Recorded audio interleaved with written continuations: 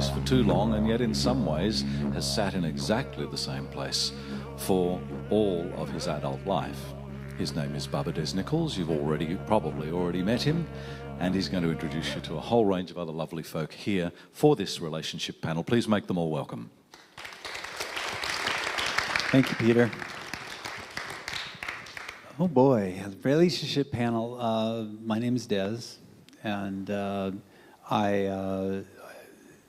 just to start this panel off, I'm going to introduce myself. I have walked many different paths. The path of celibacy impeccably for 4 years, the path of monogamy for 10 years, and the rest of the time I've kind of been a free agent, open to dance life with multiple partners. And more recently, I've been kind of identifying with this path of what I call the path of no path, because I don't know what's going to happen next. So that's kind of where I am right now. So, thanks.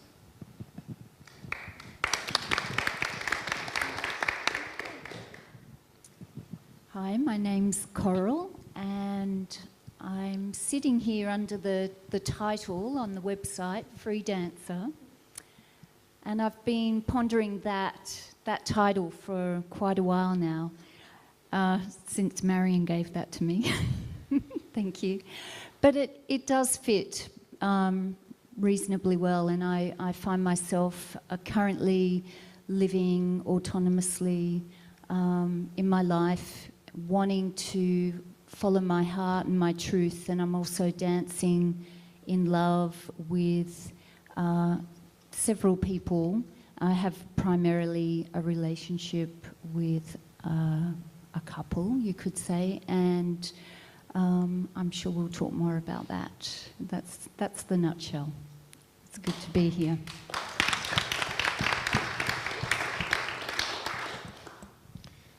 Hello everyone, my name is Rahasya. Some of you have heard me yesterday. How could I define myself? Indefinable. Rahasya means mystery, so I cannot really define myself.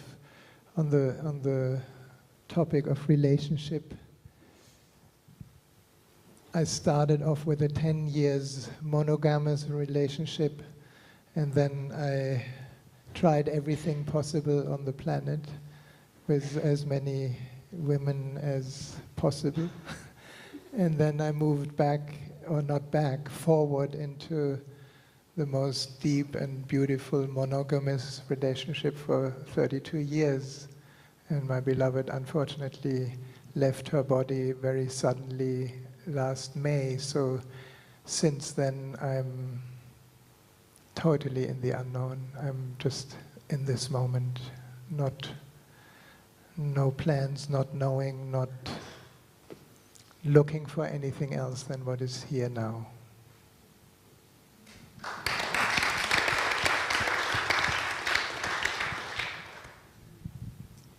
Hi everybody, my name's Tim. I'm here to talk about polyamory, I guess, and I've been with my partner Deb for 11 years, and we've been in a monogamous relationship for 8 of those years, and in the last few years have just branched out into exploring the possibilities of relating with other people, and it's been a really amazing experience for both of us and a lot of growth, and so yeah, we have some good stuff to share about that.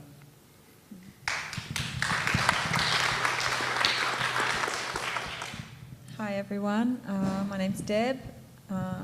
As you know, I'm here alongside my partner Tim, and yeah, I've been in a lot of different types of relationships over my lifetime, including a very intense one as my first relationship at 16 to 20, which, yeah, oh hello, I just got louder.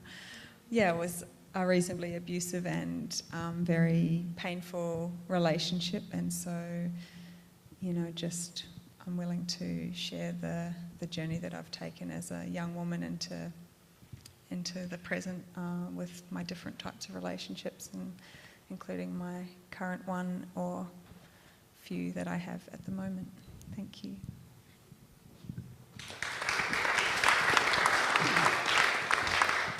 My name is Annette, and I'm in a monogamous relationship with my husband Alan, and we celebrate our 44th wedding anniversary in a couple of weeks' time. I met Alan when I was 15. He was my first boyfriend, and that's it. We have been together all those years, and I'm not the woman he married because I've been really journeying on self-discovery of who I am, and as a person once would have been enmeshed and people only seen us as one person, not two. But since I've been on this self-discovery, it's been absolutely wonderful that I'm a whole woman coming to meet my man.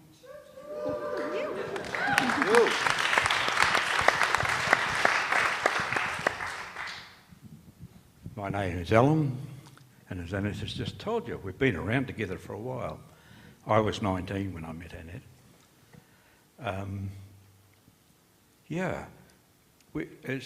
The title monogamy tends to put me off a bit. For me, it feels like it limits. The definition feels like a limiting definition. Because as Annette said, we've travelled together, but we haven't stayed in the same place. And so our whole relationship has been a series of different experiences. So to label it monogamous, because to me monogamy tends to say it's one. But our experience has been anything but mono. It has been a multitude of experiences, and we have changed so dramatically in the time we've been together. We were married 44 years, coming up married 44 years, but in April, it'll be 49 years since we met. So we've been together, we've done a lot of different things. We've existed in the classic experience of a conservative town, doing what we were expected to have done, and then realising that there's more. But it doesn't mean we have to go more with other partners. I think I've said enough.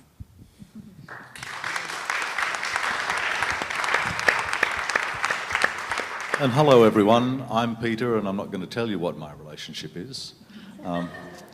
All right. No. I'll be assisting to moderate here, so essentially that means that if you don't come up with really inspiring and exciting and wonderful questions, you're going to be putting all the weight on me and Sid to do that. So really the task here is not just for the panel to engage with one another and to tell you about what their particular journey was, but for you to then stick up your hand or leap out of your chair or whatever and say, well, this is what I need to ask. This is an interactive forum. And then, of course, if it comes to the point where someone has to say, that's enough, look to me. That'll be me. So I do have a first question, and my first question would be to Barbara Des-Nichols. Barbara Des, when you speak of a range of different choices, I wonder whether you could outline a little more the nature of shifting relationship from one place to another. I mean, can that be done, for example, with monogamy? Can it go there and come back and go there and come back? What is the best way you could describe the dance of moving from one way of relating to another? Great question. I feel like the foundation of relationship is the relationship I have with myself, and so the nature of my relationships have changed as I've changed, because I've deepened the relationship with my own inner masculine and feminine, and when I was younger I was looking for relationships to fill me. I was looking for, I didn't know it, but I was looking for a woman or, you know, a partner to kind of, in my parents' language, to be my other half, so to speak. And then to complete you. To complete me, yeah. And so that I could be happy. And so, you know, so it's changed the nature of relationship for me. And it is easy to transition relationships. And I think what's really important as we look at relationship is to really feel into what relationship path is going to serve us at any point in our lives. Because at different places, like, it really served me to drop relating to others for a while and just walk the path of celibacy. Which is, for me, that means not a suppressing of my sexual energy, but just making love with myself and actually cultivating my sexual energy through self-pleasuring practices and keeping my sexual energy running, as opposed to an unhealthy celibacy, which is suppressing the sexual energy. And then, when you do that, it leaks out in unconscious and shadow ways. So that was a real coming home to myself, to really show up for myself and to really love myself and to not go looking for it outside of myself and to build that inner relationship. And that really prepared me to go deep into a monogamous relationship, for, you know, impeccably monogamous for 8.5 years, and the joy and the magic of co-creating with someone and just walking hand in hand and shoulder to shoulder and creating so much abundance and success and joy and fun. And I feel like when you meet someone like that, it's not something that you can try to find. It comes along, and if you're present enough to recognize it, you're blessed to be able to meet someone that you can do your day-to-day life with like that. My parents are now married 65 years. You know, so they come from a deep monogamous background. And I admit that it wasn't always out of love. It was out of fear and a lot of other things too, but there's a lot of love there. But for me, it's like, wow, when I love that path of monogamy. I'm not close to it, but to me, it's something that's going to happen, not something that has to happen.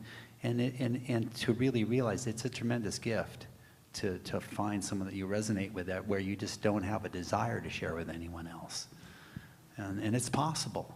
And if it's the truth, it's the truth. And to not deny it and to be able to step onto that road. Great. So then that takes me, come on, get those questions rolling, because otherwise I'm going to do it all, and I really will do it all. That takes me to the polyamorous couple who have gone for 8 years as a monogamous couple. And then it strikes me that it may have been a very interesting time for one person to come up with the idea that we're going to shift this now, and the other person to go, oh, are we? What's that? How does that unfold? Or how did it unfold for you? Okay. Yeah, you would think that would be the way that it would have to go, where someone would have to broach the subject and there would be that kind of initial tension. But we actually really stumbled into it, like literally one night, essentially. We barely had any conversations around it in the past. And then we actually just met this guy who we just formed a really amazing connection with straight away, and we just felt really close and loving with each other. And we actually all ended up in the same bed that night that we met him. Well, he was living primarily as a gay man and was entirely open to exploring with women, and that's how he and I decided to have a discussion about how he would make that transition or that move into exploring with women, having lived as a gay man for 17 years. Yeah, at least. He hadn't been with a woman for 17 years. Anyway, so, and I had never been with a man before, and I had never really contemplated it. It's not my sort of primal instinct, but yeah, it was just something about the particular connection that we all had that sort of all felt the freedom and the desire to explore that possibility. And anyway, we just sort of stumbled into what became a 3-way monogamous relationship for 3 months that it lasted. Yeah, so we're all kind of committed to each other and just had a beautiful summer. and then beyond that, we actually had a very similar scenario with another man. And so it's there's just this beautiful heart-opening time. But I'd like to say as well on the monogamy thing that, you know, we have had an incredible, we had an incredible relationship as a monogamous couple, and I think that there's infinite beautiful lessons to be learned in monogamy, and I'd just like to say straight up that I don't think that polyamory is more than monogamy or a step into further spiritual evolution or anything. I think they're all, you know, infinite possibilities and all beautiful ways, and it's just about how we feel within ourselves and where we're at and how we want to connect with other people. Yeah.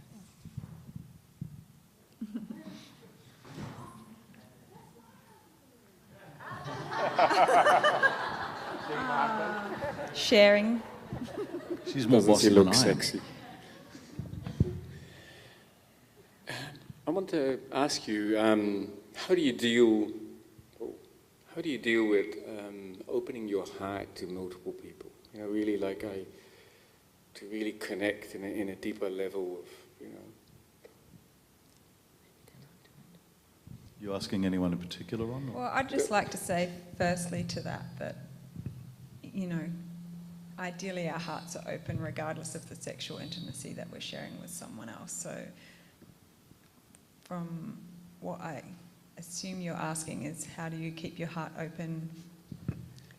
Could you clarify whether you're talking about... I'll clarify for you. So just mainly not just a sexual connection, but really a heart connection to another person that becomes to a different level to multiple people. How do you deal with it?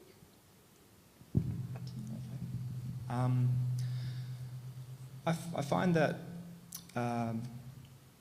each connection that I have with a different person, whether it's a friend or someone that I become intimate with, is another opportunity for me to learn more about myself and to explore the ways that I can love. And so it's a challenge in every moment, every interaction with each person that I know is a challenge to just continue to allow and to open to more and to new possibilities. And so I think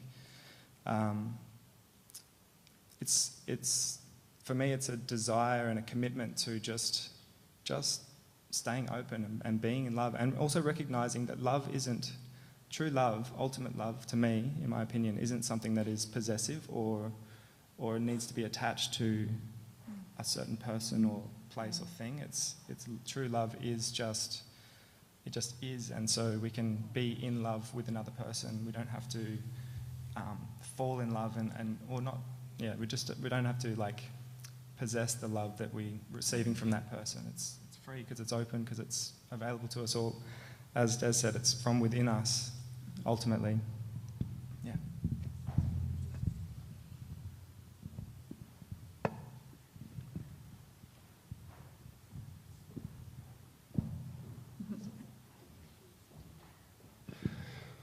So,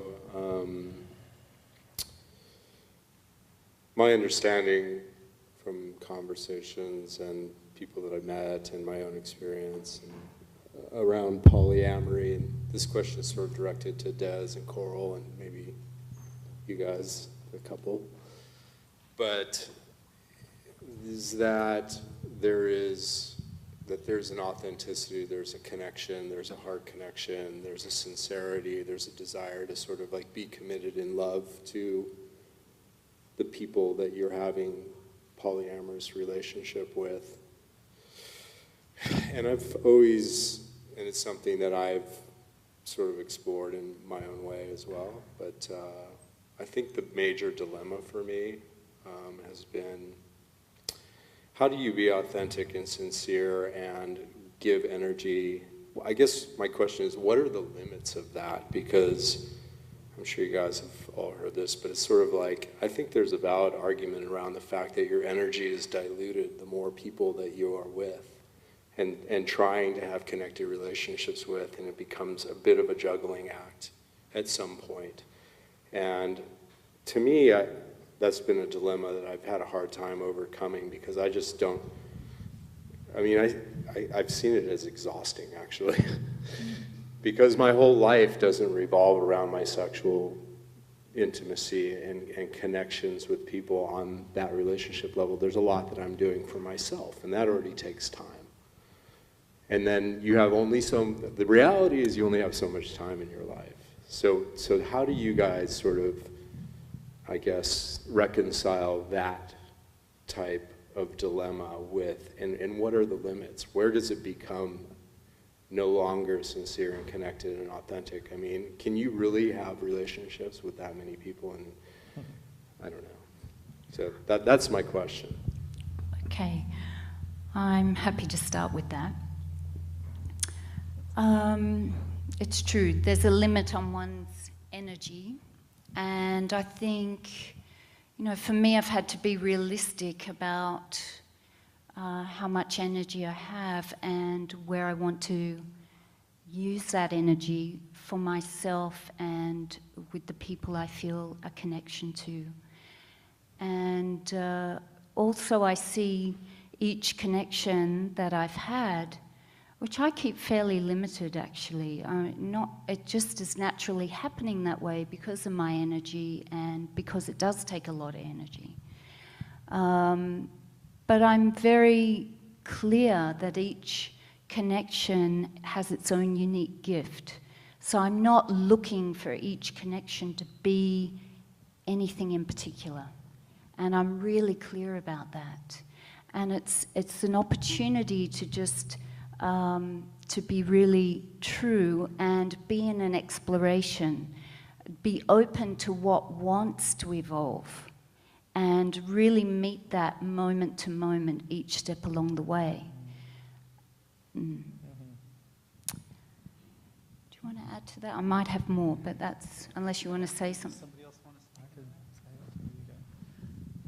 to This question of connection and time for one another, it doesn't matter whether you're in a monogamous relationship or a poly or whatever.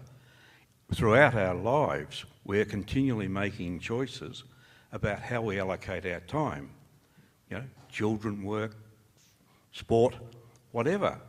So it's no different to any other activity. It's the way in which we honour the connection. So is this connection of value? If it's of value, then we should honour it with our commitment. And that commitment can mean that we can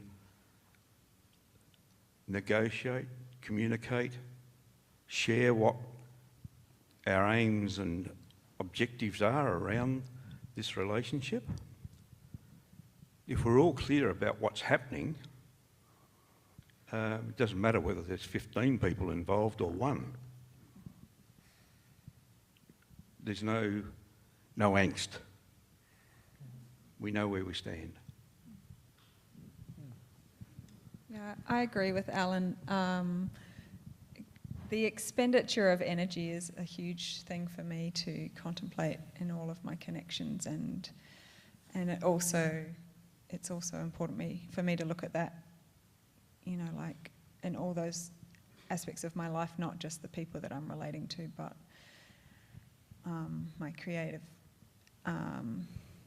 pursuits and my work and so on and so on. And so if you're feeling depleted, or you're feeling that your energy is not being reciprocated in a connection with someone else, then that's something to really look at. And that's the same with if you're going to a job every day and you're feeling depleted and you're not getting something out of it, and at the end of the day celebrating how you spent your time, then that needs to be looked at as well. And you know, for me, I've been very excited about the opportunity to explore with new partners, and you know, in the first probably year or so, I was, you know, juggling quite a few different connections because I was, you know, just like, you know, kid in candy shop type of thing, but at the same time maybe not being very honourable, A, to myself, B, to the people who was sort of, you know, we were, yeah. Anyway, it's a juggle, and it's important to look at it every day, if not more than once a day, at, you know, what am I getting out of this? What am I giving into this? Is it being, you know, is it an equal exchange, excuse me? When I look at a lot of expenditure of energy talk here, the question that comes to me is, we're at a Sacred Sex and Consciousness conference where there's been a lot of talk about adding energy to ourselves by our engagement with others, and yet here I hear of loss of energy by engagement with others. I wonder whether Des and Rahasya could speak to that momentarily. I love this question, so thank you, and I love it being asked, because for me what I realized and what's evolved in is that my relationships bring me more energy and bring me more. And if it's not feeling like that's the energetic match, which you mentioned earlier, then it's not a relationship for me. And if it takes energy and it drains energy, then it's not a relationship for me. So I view more relationships as adding more energy and more love and all that to my life. And the other interesting thing around diluting is that if I'm choosing people who also feel like relationships bring energy and there's a true connection there, then I'm also not having to juggle or split my time between people, because we can all hang out together. And that can be really yummy.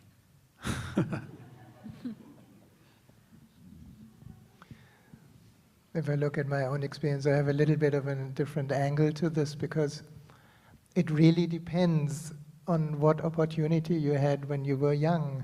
No? Like, I remember Osho talking about a tribe in Bihar. They found a very, very good solution. They put all the teenagers that became sexually mature into one house. And they were making love with everyone, everywhere, as much as they could. So they tried all the good dishes. And after that, they would choose their partner. Because then all the fantasy is gone, all the dream is gone, all the excitement of something new is gone, all the hope to find the so-called soulmate is gone. Then, you know, you have a chance to actually meet somebody, and I talked about it a little bit yesterday, where already a few centers are meeting. Now, in my experience, relationship, forgive me, I'm a little drastic now, relationship at the feet of relationship never works. Relationship at the feet of love and truth works. And if the relationship is in service of truth and love, then if I look at myself, I have always loved women. While I was with Nura, I always also felt kind of nourished by the presence of the feminine, but the energy wasn't leaking. Well, I have to say, the first years with Nura, my energy was still leaking, because I felt I'm immature. You know, the more girlfriends I have, the more I feel like a man, which I think is a topic for many men. And there came a moment where this simply stopped, because the ego didn't need to be gratified by the amount of women. And that kind of deepened the relationship with Nura to an extent that, in my personal view, is never possible with more than one person. Because eventually she, for me, the woman, she becomes the goddess and the representative of all the women in the world. And if I can allow myself to be in love with her and totally surrender to that meeting, I mean, this is what happened. So it wasn't really a conscious choice, it just was what's happening. And now, of course, I have no idea where it's going from here. Is it possible to have that situation of having love for just one woman and still engaging sexually with another or others? Is having relationship with one woman guided by one's choice of how they sexually engage with just one or with many? I mean, is sex what makes the difference? I wouldn't say so. I would say what makes a difference is the harmonizing on different levels. How many, let's say as a model, how many chakras are harmonizing? How much are you actually allowing the other as a mirror to your complete oneness? And I mean, why do we love? Why do we look for the other? It is actually to come home and awaken to consciousness. That's the only reason, as I see. Everything else is kind of a dream. And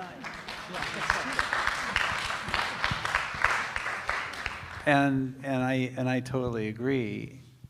And yet, you know, there's this place where we're coming home to love, and as a man or a woman, we're looking for the man or woman out there so that we realize that we can come home to love. And yet I feel like ultimately it's more about, like, I realize that the most beautiful woman in the world is not out there, she's here.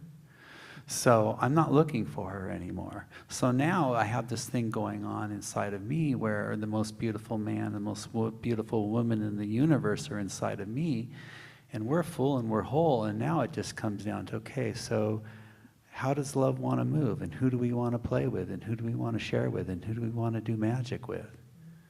So it takes on a different dimension when it's not on that journey to come into wholeness and come into love, because now we are, or I am love. So what does love want to do now, and who do we want to share with? So it takes on a different dimension, and I understand the journey that you're talking about. I have a question too. Okay. So on this path of becoming fully in touch with your own consciousness and choosing relationships to bring us closer to ourselves, I've been finding, and I'm asking this question for you guys being seemingly more experienced, like, is there a value in having a commitment? I feel sometimes I enjoy having a commitment to my partner to keep me on track and to look at my mirror reflection so I don't distract myself. Saying that, you know, I have no preference of monogamy or polycentric sexual either, but can you say something about a commitment that could be like a stepping stone until you're at that place where you're just totally open and found yourself independently of everybody? For me, the commitment is to being as honest as possible with myself and with my partners. So really bringing everything to the table each day, each moment, just being fully transparent with what is, and supporting one another in that. So I am choosing connections that are committed to that. And that seems to allow the love to keep growing and for us to meet whatever challenges come up along the way, you know, whatever conditioning. This is quite new for me. You know, I come from primarily a monogamous background, but for me, it's not about monogamy or polyamory at all anymore. It's about really living as close to the truth as I can, as much in love as I can. You know, when you frame that question, warning bells go off for me, because it's what you're saying is, I can't keep myself on track, so I'm gonna get someone else to keep me on track, and it just reeks of not being self-responsible. Thank you. But for me, knowing myself quite well, I tend to have the thing of doing the fight, flight, freeze thing. So I do push myself to open up to my partner again and be vulnerable and say, I've closed off and I'm not going to run away and call another lover because I actually want to be with you. Go for it, Timmy.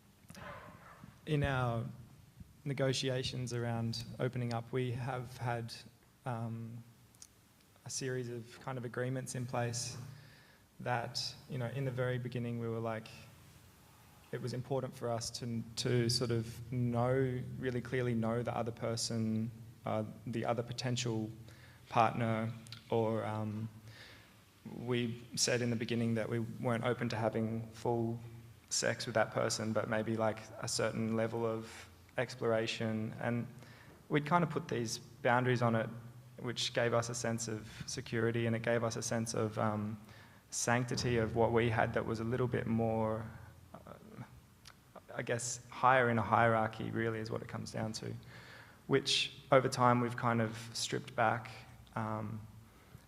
because we wanted to end up giving each other the full freedom to, and the trust. We want to give each other the ability to be ourselves and to trust in our own, you know, I trust Deb's choices for her, and ultimately they are her choices, and it's kind of doesn't make sense for me to impose any limitations on Deb in her life. So I don't know if that really answered your question or not, but we have had negotiations, but we've tended to, one or the other of us would actually just break the agreement, and that's how we've kind of moved forward in it. Yeah. Then you're still committed to each other though, even though, yeah. Well, speaking personally, our commitment is first and foremost to honesty with each other, and I have that agreement with the other partner in my life, and I expect that from friendships and, you know, intimate relationships.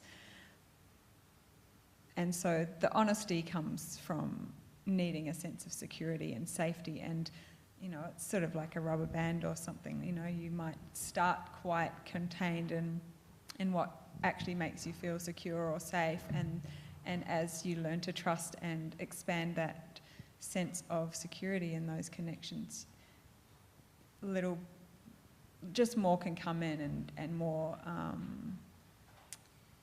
can be allowed, I suppose. More experiences can be okay, and you know, initially Tim and I, like he said, were not having actual sex with other people because I felt very challenged and confronted by that, but then over time I learned to trust his other partner or whatever I needed to feel secure, and so those boundaries were let down, and then, you know, new ones formed, and so fundamentally the commitment to honesty builds a foundation to check in with each other and say, well, honestly, this is what my experience is of what you might be going to do, and that, you know, it might be a story in your head, and when you actually talk about it, it ends up being not quite so scary or threatening, and so that fear or that insecurity maybe just falls away naturally just from discussing the threat or the challenge. And yeah, I don't know if I should stop there, probably. I've got a question over here. Basically for the young couple down there, but you've probably just answered some of it, but I'll open it up to the rest of the panel, is that the problem of jealousy. When you start sharing with other people, how do you handle, or have you thought about the possibility of that creeping into your relationship later on? Speaking from experience, I was the most jealous person out, nearly destroyed my relationship. And it actually, a weird thing happened. It actually took sharing with somebody else to get rid of my jealousy. But I don't know whether that's just weird to me or that's common to everybody else. But have you thought about the possibility of that terrible thing called jealousy creeping into it, and how would you handle it? Thank you. It's absolutely a part of any relationship. We just discussed it over lunch. Yeah, actually, I knew this would come up. It's huge, and I think I'd just like to say, for starters, that it doesn't necessarily. It's not only in polyamorous relationships; it's in all sorts of relationships. Because, but my personal opinion about it is that jealousy comes from a sense that you're seeking fulfillment in another person, and so when that person gives you reason to think that they're, or if they pull away, or if they stop feeding you with this particular thing that they're filling you up with, then that lack is what you feel as jealousy. And I think that is remedied by intentionally connecting to your own self and cultivating self-love, self-appreciation. And that is really the strength on which I have. The jealousy just doesn't sort of come up for me so strongly anymore, because when it does come up and I feel it in my body and I can feel those twinges, but then in those moments I'm just like, okay, that's just reminding me to connect in with myself, because it's not up to anybody else to fulfill me, it's actually my responsibility. Yeah. But I think it's also really important to, you know, you just said the terrible jealousy. Well, to be honest, I don't find jealousy terrible. I find it very valid and very important to be able to express to partners that is coming up, and like I said before, when it's discussed, it can actually be minimised and simplified down to, okay, I just feel scared that you're not going to find me enough anymore, or that I'm, you know, just it's generally stems from an insecurity, I believe, jealousy, and or a threat to what you consider to be the foundation of something in your life. And so when you can acknowledge that fear and really look at it and say to whoever you're experiencing the jealousy, you know, with, or and talk about why that is arising, rather than you're doing that and I don't like it, so I need you to stop doing that, and then it'll be all okay. It's more like, all right, I'd really like to grow from this valid emotion, which is jealousy, and work out what the threat is.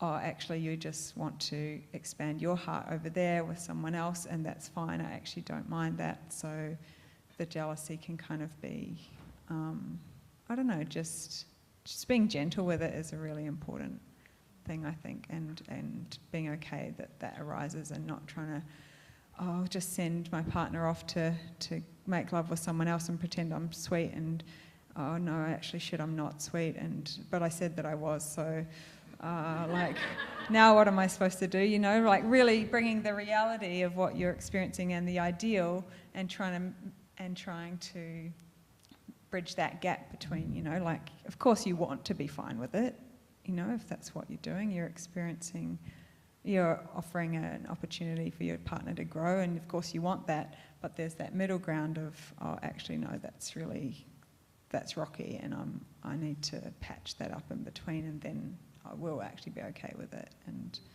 communication is all you need to really work that through, I think.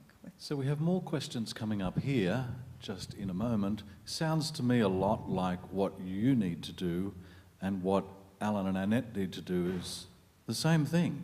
Yeah. There's commitment there, there's honesty there, there's not so much difference in this. That's a really important thing to point out. There's no difference. Right, so, I mean, essentially you guys are committed to one another in your choice. And our agreements. And they're committed to their agreements, and that's all it comes down to. And committed to ourselves. Yes. So we're kind of done. No. There's a question here.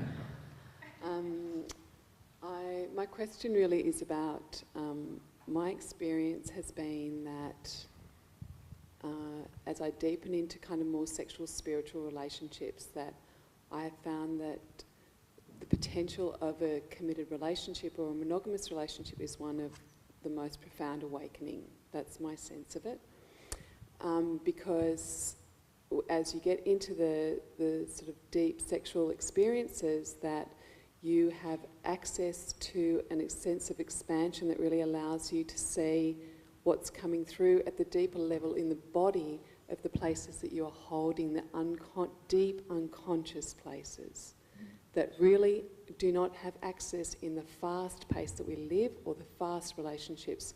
So if you're going, you kind of know, but if you're going into polyamorous relationships, when you get activated and you don't know that you're activated, you don't know that you have got really core material here because it is so deep in your being that you will jump out of where you really need to be for awakening.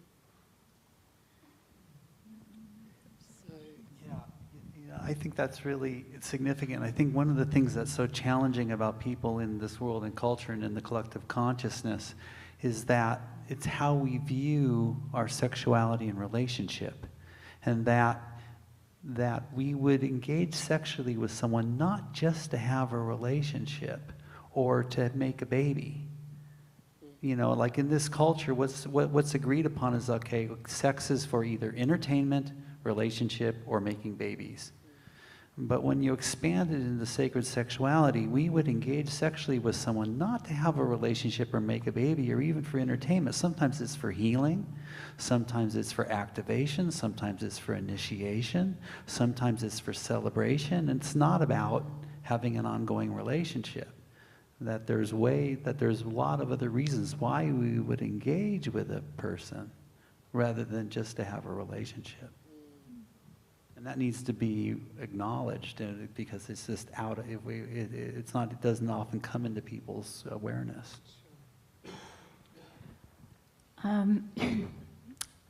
My experience of being in a deeply monogamous relationship, which was absolutely beautiful and healing and nourishing on so many levels, but there were areas within our sexuality that we just weren't able to go despite no stone unturned.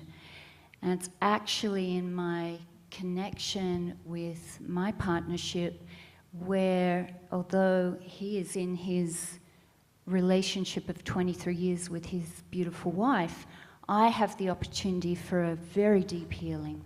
It's a place I can bring all those places of myself, and with both of them.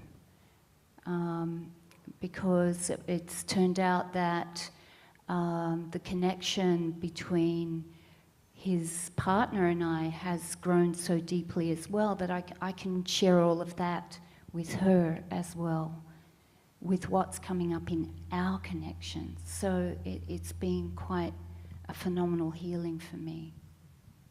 So why is it that when we have these gatherings put together that Baba Des gets nice to meet you, polite clap, and Coral gets a similar thing, and then Rahasya, who has 32 years with one soul that he obviously deeply loved and loves, and the roof comes off, and then we come back to Tim, is it Tim? Yeah. And Deb, and it's like, yeah, polite applause. And then we come to Alan and Annette, and the roof comes off again. What's that? Thank you for naming that. 32 years, 44 years, and somehow we get excited about that, and yet we're so interested in the other. You know, we're kind of, yes, you've done it, we all want that. Whoa, how come we haven't got that? And yet here we're dancing without hearing much from either Rahasya or Alan and Annette. Interesting. Maybe I just shortly add something, as I work a lot in the world and kind of not in such a distinguished circle of consciousness. And their polyamorousness is a disaster, because it is really, you know, I work in China, Korea, Taiwan, Japan, and every kind of better businessman has a wife and a consort, or at least one consort or two, and everybody is unhappy. And there's this phenomenon in the East differently than in the West, that there is actually a huge topic of sex and love addiction for those who have to fuck as many women as possible, just not to meet their own inner situation. And it has become, at least in Sweden, I have many clients who actually go to Sex and Love Addict Anonymous meeting because they are suffering deeply and cannot let go. It's a full-on addiction. So that is another topic that maybe is not so important here, but the world is big, and there's a lot of suffering around that. And so I work a lot with couples coming from these groups of people, and they discover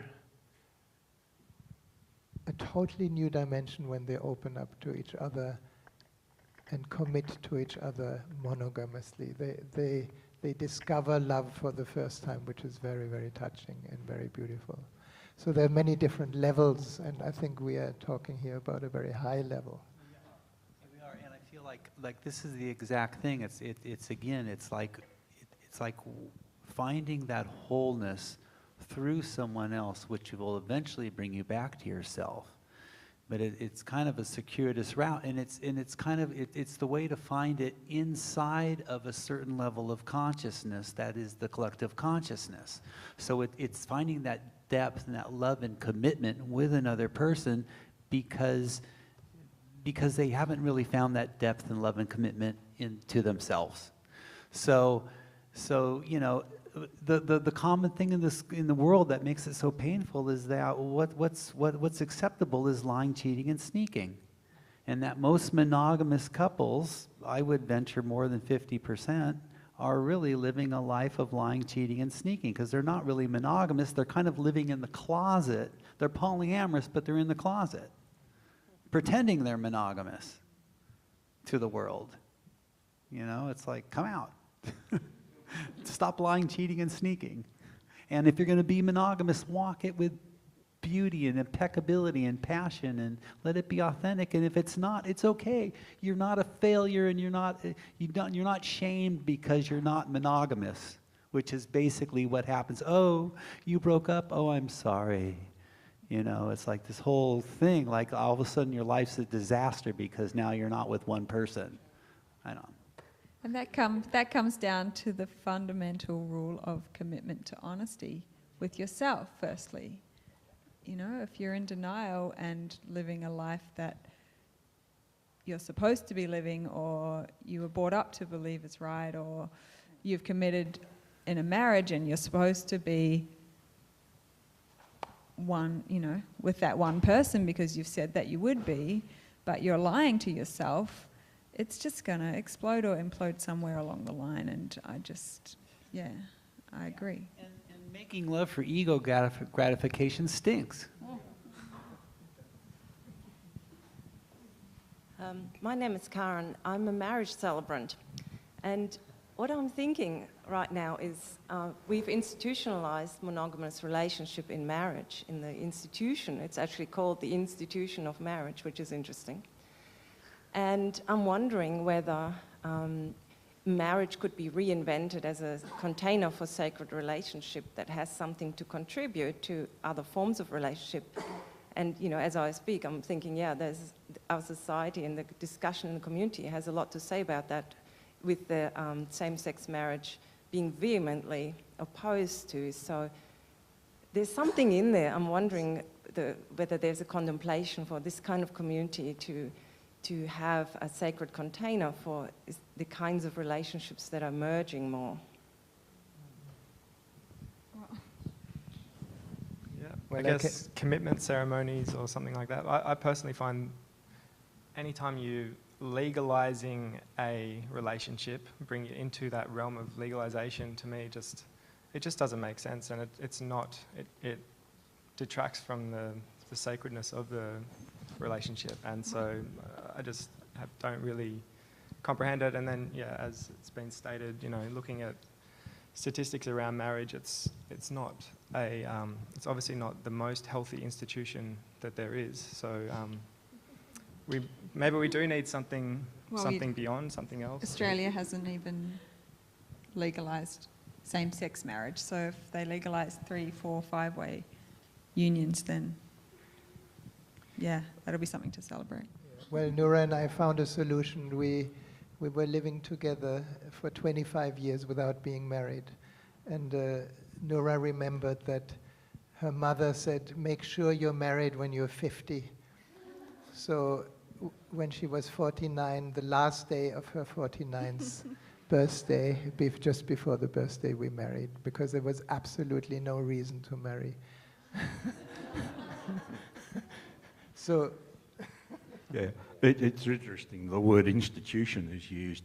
My visualisation is institutions where we put people who have mental illness. So, yeah. Sure, I'm married to Annette.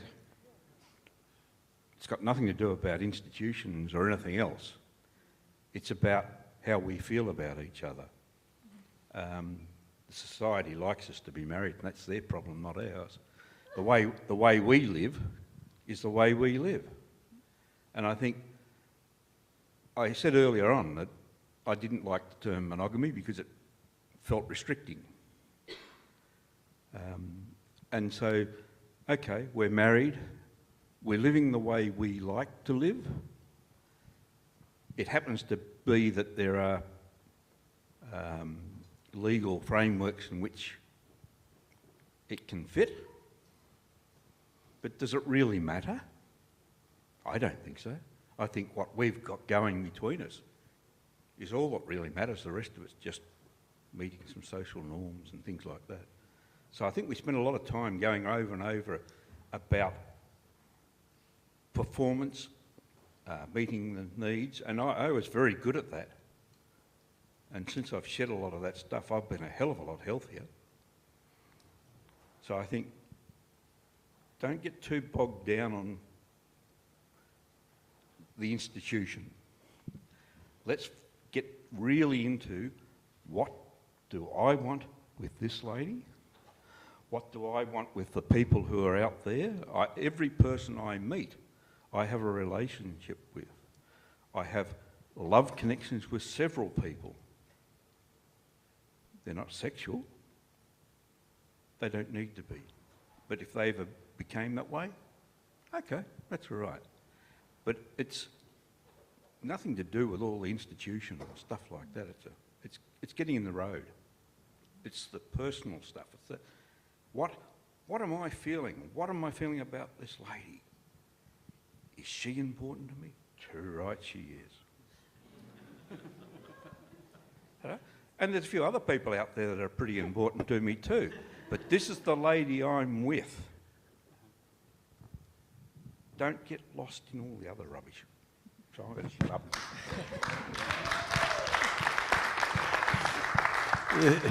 It was such a joy and so much fun to have you guys for a week on the level one. You were so awesome. Yeah, he's seen us with our clothes on.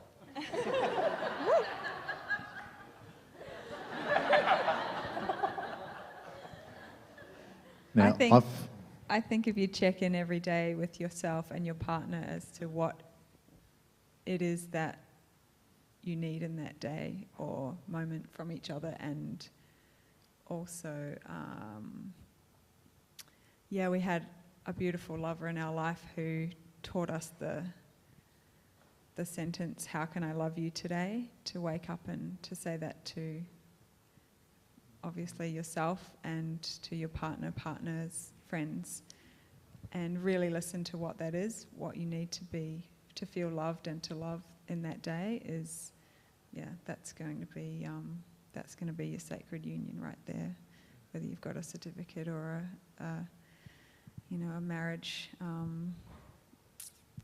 To celebrate that, I think just checking in with each other every day is the thing that holds that connection together.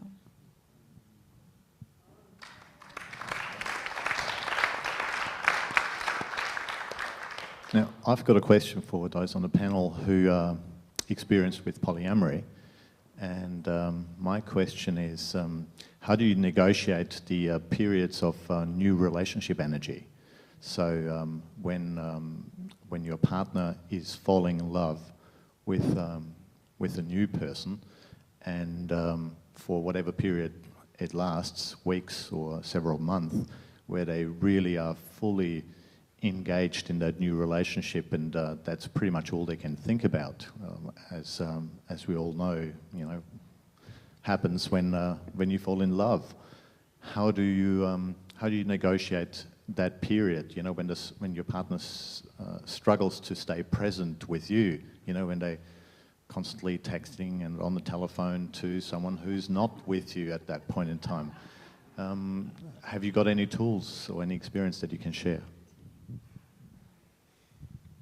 That does happen. I guess. Yeah, it's kind of currently happening, but it's like we've said many times over. It comes down to taking those opportunities to come back to yourself and remember that your own fulfillment is an inside job. It comes from within. We need to, recognize as well that, Deb is her own person in this world, and I want her to follow her own truth and her own path, follow her own heart, and it's just not my place to restrict that. And so, because I love her so much, I want her to go and do whatever she wants that makes her feel fulfilled. So I trust in that. I just trust in that. And for myself, I guess I connect with the things that bring me into fulfillment and wholeness, which, I love to go into nature or be in my garden and simple things like that for me, and it's different for everybody, but just finding those things that connect you to yourself allows that to be a okay process. Ever any temptation to go, okay, well, this is going on, the attention isn't on me, so maybe there's someone I could engage with. Maybe I could kind of almost a revenge engage. Yeah, the competition can. We've had discussions about this with friends who practice, who are polyamorous. It can also almost be easy to fall into that sort of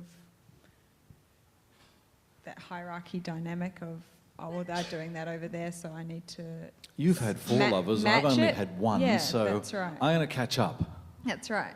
Yeah, and it's a competitive aspect to polyamory that really needs to be addressed very early in it. And I mean, realistically, if you want the best for your partner or partners, then you will trust their decisions, and that comes back to that rule of commitment to honesty. If they're being honest with what they really want and need, and you trust their decision making, that it's fundamentally the best for them, but also for the the connection that you're in, and for the other person that's coming into the dynamic, then realistically there doesn't need to be tit for tat, so to speak. There just needs to be, that's what you're on at this moment, and if that happens for me, it happens for me. So Tim just chose me. Yes, I did. Yeah. It's beautiful, and guys. It's a lovely decision that he's made, and we needed to come here and tell you that we're going to be monogamous. Yeah. I'm really not feeling that. So I just want to suggest to you that that Tim has made a choice other than you. And it feels really permanent. Where are you, if you can feel that, understanding it's a little harder perhaps for us to project that. But where are you with that? Where might you go with that? I'd go sad first, I think. Yeah. Sadness and... Sad for you? Sad for Tim? No, I'd be happy for Tim. I think it's a good choice. Tim. Sad for sad you? For the sad loss, for the relationship? probably. It'd be a little bit of a grieving process if that was his choice to basically break up with me and have a monogamous connection with a new person. I'm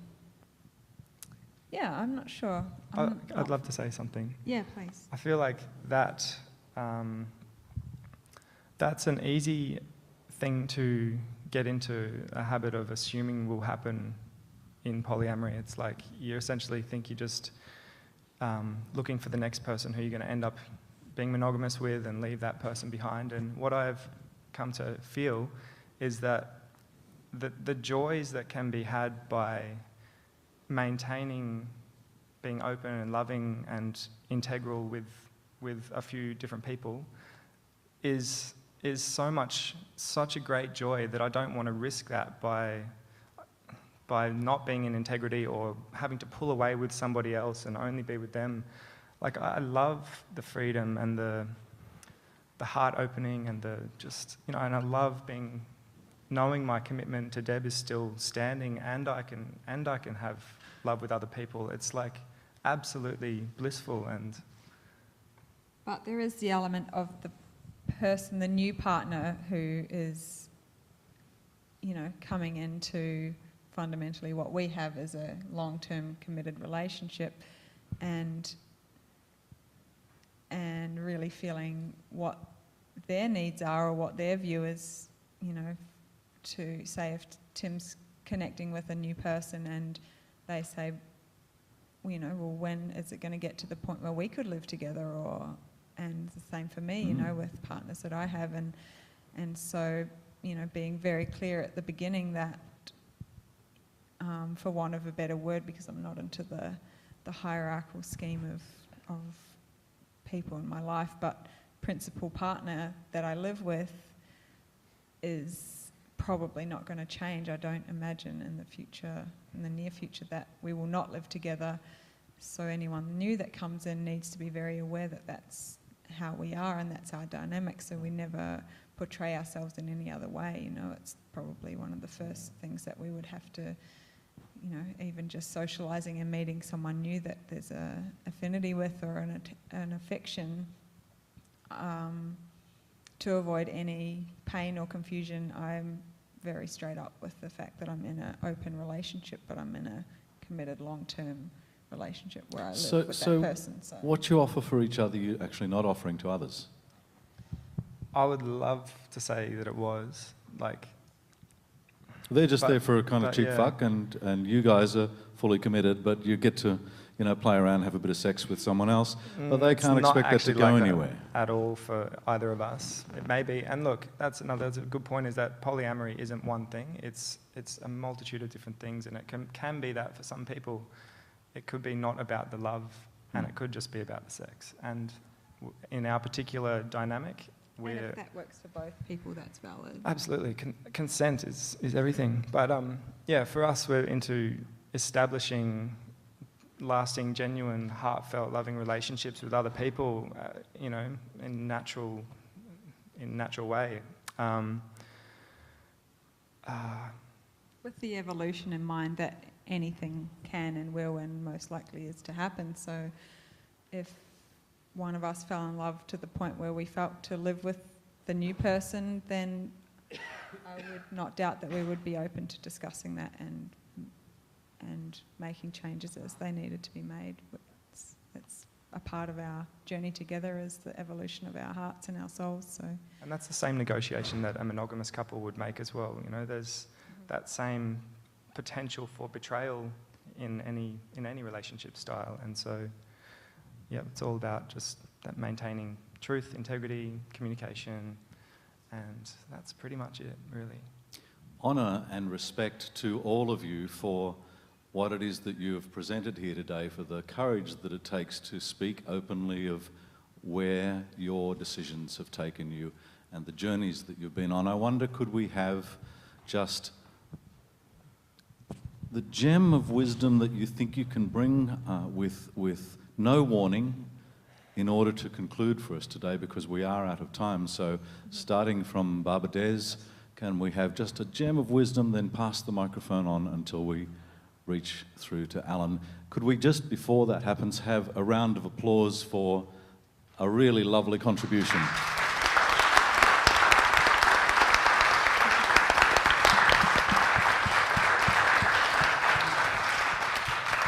And now, deep wisdom. Maturity.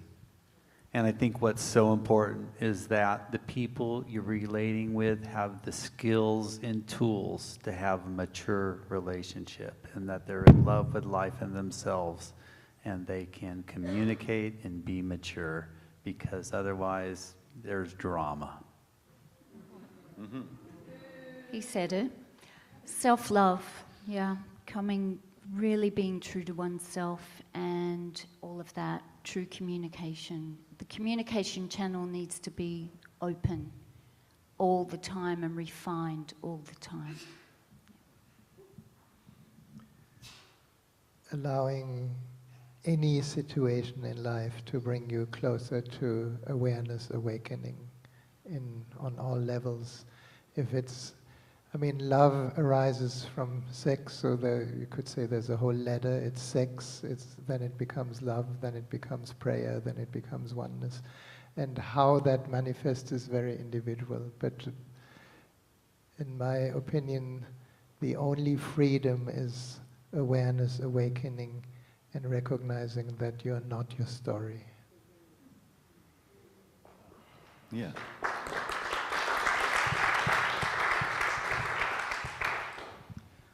I would encourage everyone to find the place of fullness and love in yourself, and you know, through gratitude, I find for me just like being gratitude for the things in my life that bring me into my own alignment and fullness. It's when I'm in that state of full, loving yumminess, then all the things that are meant to flow to me just flow to me, and I don't have to seek them, and I don't have to try to make it happen. And relationships are in ease, you know, potential new relationships open up. It's just, it all comes from your own cultivation of self-love.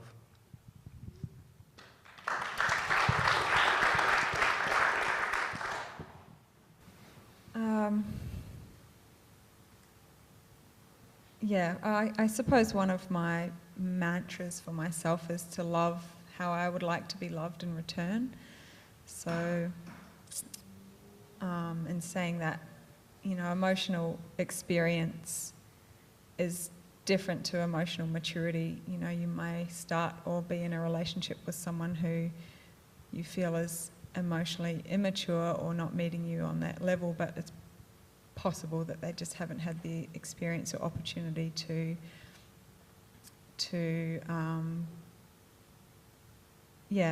grow from. And so if you can lower your expectations and heighten your communication and willingness to understand the other person, I believe that empowerment comes from that, from just genuinely wanting to look after each other.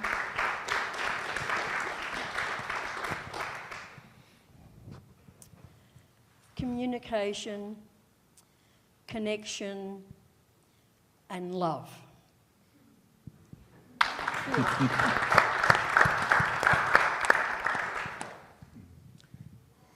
If I can be love, and I can treat myself with honour and dignity and others with honour and dignity, there is no room for disconnection to anybody. So in a relationship, it's got to work.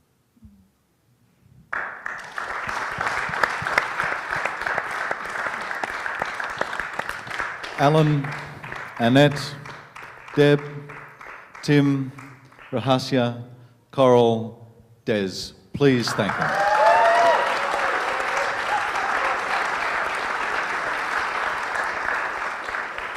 And recall also that it's kind of pointless for anyone to sit up here and hold court unless there's a court to hold. So a big round of applause for yourselves. I'd like to say thank you to Marion for all of her amazing shuffling to get us here today. And thank you, Peter, for being such a great MC. Yes. Yeah, thanks, Peter.